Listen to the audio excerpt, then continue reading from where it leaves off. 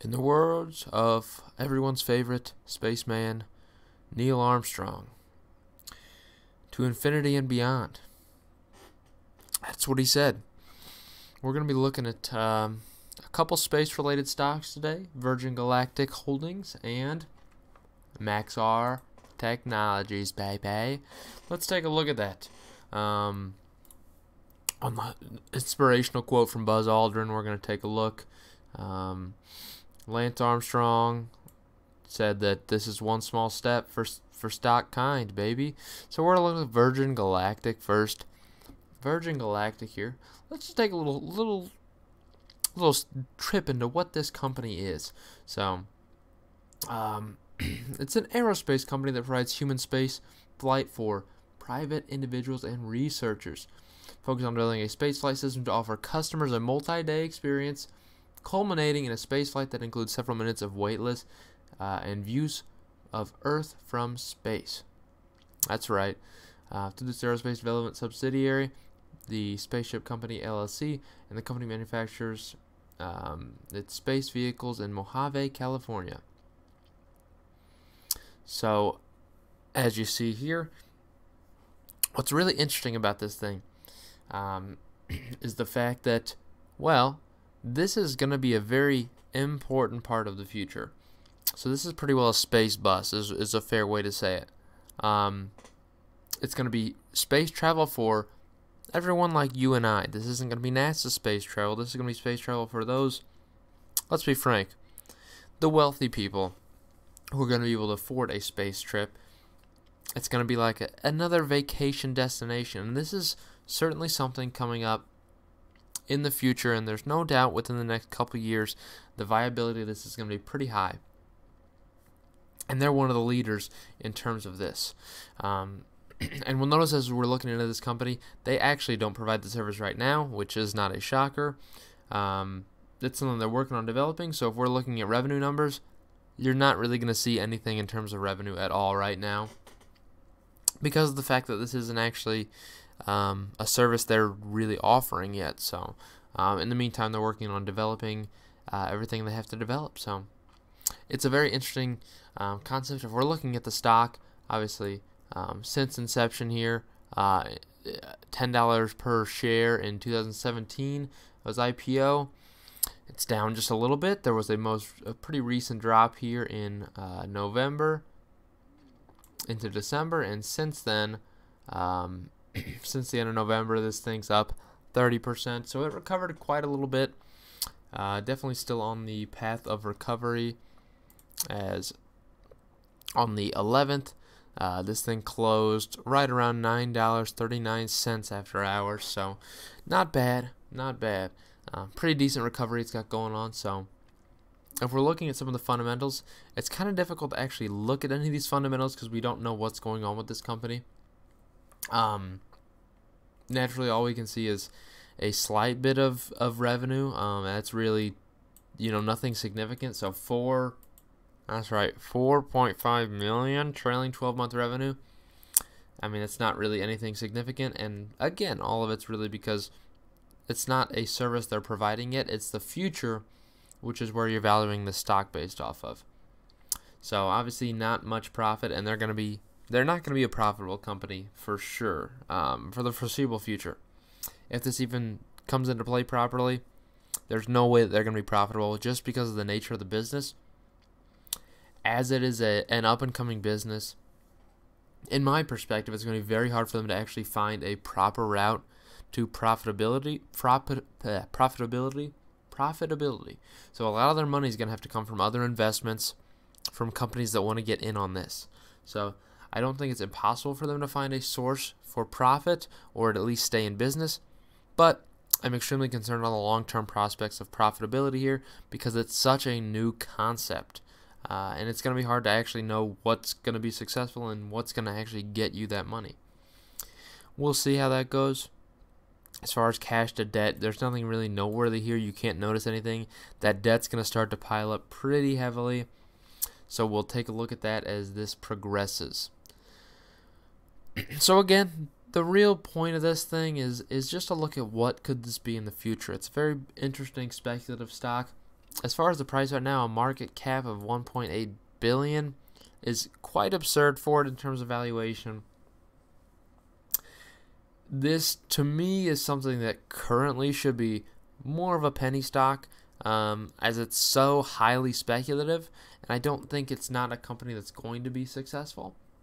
But I do worry that long term, what does the success lie here, and are we already pricing that in at the current stock price? That's my concern, is that some of this is already priced into the company.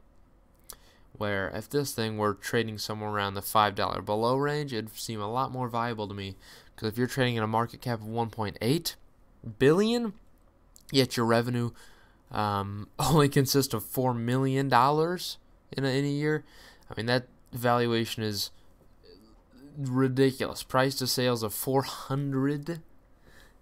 The valuation is absolutely absurd, and you can't deny it. But again, the thinking is you need to look at how large you think this market could be in the long term if you're going to consider buying the stock. Personally, I'm concerned with the valuation of how high it is right now. I think it'll take 5-10 years to grow into this valuation even. So I personally might stay away from it. I think it could be a decent pick for some short-term swing trading, but as far as long-term is concerned, I'm not a huge fan of the prospects going on unless we're looking, 10 plus years out. And at that point, I could probably pick up shares for around this price as well. So maybe even cheaper. But we'll see how this goes in the short term in terms of trading. It'll be interesting to look at. Just a couple notes of noteworthiness. Morgan Stanley gives this thing that's right, $22 price target, which is quite absurd. So this is Adam Jonas, one of the famous Jonas Brothers. He sang that song, I Still Get Jealous. You know that one? Yep, that was him. We believe the addressable market for space tourism, well, niche. That's how you say this. It's not niche. It's niche. So let's please say the words right, guys. That frustrates me. It's supported by a range of industries, yacht charters, and luxury cars. While some investors have described high-speed, hypersonic P2P air travel opportunity as the icing of the cake, icing on the cake, we see hypersonic as both the cake and the icing. Now that is creative wording there. I do love cake, and I like icing on my cake, so it's interesting. We value space tourism business at no more than $10 per share. No more than $10 per share. That's not anything absurd. So, the third phase of the VG business model involves hypersonic P2P travel, where we forecast approximately $800 billion in annual sales by 2040. Fudge! $800 billion? Gosh dang. The billions in investment and decades of work associated with building vehicles and launching spaceships should position it favorably. So again, this gives me an estimate. Okay, can we just make a statement here? You are not going to ever be able to properly make an estimate for 20 years down the road. There is no way you can find any sort of accuracy in a 20-year estimate of either a company or the market itself. I don't see how you can possibly imagine that. One thing regarding this space travel, this will not be something that's even, this is only going to be viable to the not only millionaires, potentially billionaires. How expensive is this going to be? It's going to be very freaking expensive. I'll just tell you that right now. This isn't going to be a cheap thing. Only in my opinion, the top half of the 1% even, the 0.5% maybe. And even then, I highly doubt it. Probably 1/10 of the 1% would be able to afford something like this. Because if you guys look at the wealth numbers, it's pretty absurd if you think about it, what the 1% actually means. In terms of actual assets, it is pretty absurd if you look at it, how many people actually live in pretty high poverty. It is crazy. But so that's why my opinion is it could be 1/100th of the 1%. this is just valuation that, oh gosh, I don't know where they're buying into this, because it's not going to be commercially viable for really anyone besides the mega millionaires, the billionaires. And if they use it quite a lot, it could be very viable. So by 2040, that's just way too far out of a projection to actually know anything. Sorry, Jonas Brothers. I mean, stick to music. This is not a good prediction here. I think this will be a very viable, not viable, but it'll be a a mode of transport, an option in the future. I'm not going to say how much of a market I think they actually have, just because who it actually is going to apply to. It's going to be the very rich of the very rich. Why is this ad on the right and left in Spanish? Yo hablo inglés. Sorry. This is absurd. The bull case of valuation on Virgin Galactic is $60, reflecting a full valuation of Phase 3, and the bear case scenario leads to a price target of $1. So you're giving me a range of $1 to $60. What is going on here? This is probably the most absurd thing I have heard in my life. So this is why Virgin Galactic shares have recovered. It's entirely because of this really absurd take, which, again, could make sense, but a $22 price target makes no sense right now. And for a 1-year price target, it just doesn't make sense. This could be something that I could see 10 years down the road again, potentially. But this isn't a business that's going to be very viable in the near future. I'm just going to tell you that right. In the next 5 years, this won't be something that's actually commercially spread out and actually used. So that's something to consider. We'll move on to Maxar now, because I'm sorry, Virgin Galactics, it's just the valuation frustrates me. This analyst, Jonas Brothers, I can't think of literally any other Jonas Brothers song for some reason, and it kind of makes me mad. Shoot, I'll think of something, don't worry. Maxar Technologies, baby. So let's talk about Maxar here. It's a provider of advanced space technology solutions. The company is focused on delivering end-to-end capabilities in satellites, robotics, Earth imagery, geospatial data, I hate how I said that, analytics, and insights. The company's commercial space brands include MDA, SSL, Digital Globe, and Radiant Solutions. The company's portfolio of space brands provides vertically integrated capabilities in satellite communications, building and operating, ground infrastructure, Earth observations, advanced analytics, insight from machine learning, next-generation propulsion, space robotics, on-orbit servicing, on-orbit assembly, and protection of space assets through cybersecurity and monitoring of space systems. That's a lot of mumbo-jumbo, obviously. You might think of this as, well, that's a lot of tech talk right there. Tech talk. It's close to TED Talks, but this one's entirely about technology. Let's look at the stock here. 5-day, 1 month. You know, you look at this. You look at this in the past 6 months. This bad boy is up around 78%. Okay. Year to date, though, down.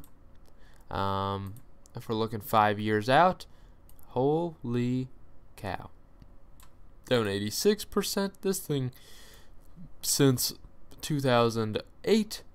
Down 40%. At one point reached highs over $80 per share. So this is a long-standing company here. Long-standing, no doubt about it, with an interesting look on revenue if we look at that. But so if you're thinking about the business, again, we're talking about space. This is going to be a much more viable type of market to get into here in the coming future, in the 2020s, I would say, when space travel and just space exploration becomes a lot more viable, when the technology actually gets there. And that's somewhere we're getting. And this is a business that's pretty well poised to have some success. So if we're looking at this business model here, So they're going to provide parts not only to, they're partnered with NASA on a lot of things, and we'll notice that. It's an interesting little thing to note.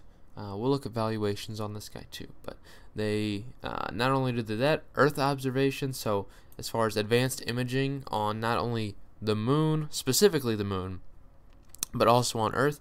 It's a pretty significant thing that'll be coming up, and we're going to be using this in other planets in the coming future once we actually work on space advancing and space exploration. So it's certainly a darn interesting thing to look at. If we're looking at the valuation here, so this one actually has, we can actually look at revenues on this guy. So over the past 5 years, not really much in terms of revenue growth, pretty well stagnant. Profitability has increased, though. They have increased their profitability. But if we're looking overall in terms of what they own, let's take a look at this balance sheet. Once it loads up here, we'll take a look and see right now cash and cash equivalents right now, not that high. Where you see liabilities are slightly high, so I typically look at long-term debt. Right now the long-term debt's looking to be quite a good portion higher than what they have in cash and cash equivalents, but they're working on paying that down, and that's kind of what you'll see in the short term, and I don't think that's anything absurd going on there. One of these days I'll join some Seeking Alpha Premium so I can see these longer term.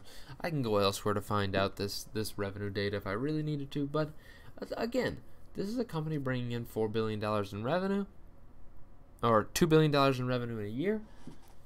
But if you look at the stock price, it doesn't necessarily show that off.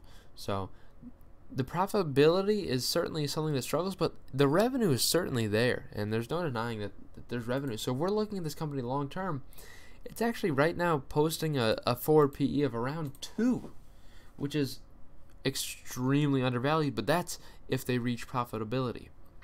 So they're trading in a market cap of $635 million, but they're bringing in revenue of $2 billion in a year. So if you're looking at that, this is certainly a stock that technically, if you're looking at the fundamentals, is undervalued.